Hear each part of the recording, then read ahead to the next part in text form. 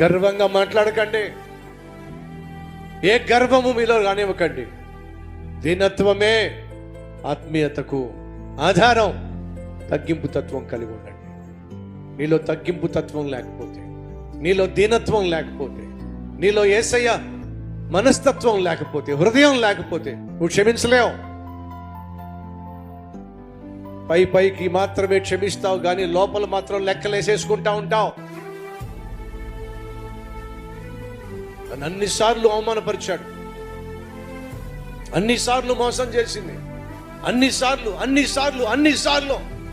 లెక్కలేసుకుంటున్న వాడు ఎలా క్షమించగలవు? ప్రేమ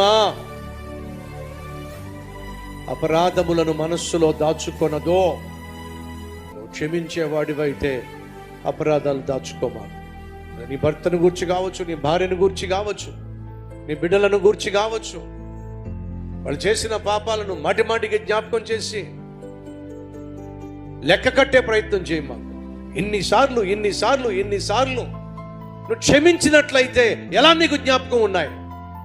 యేసుక్రీస్తు నిన్ను నన్ను క్షమించి నేను చేసిన పాపాలన్నీ మర్చిపోయాడమ్మా.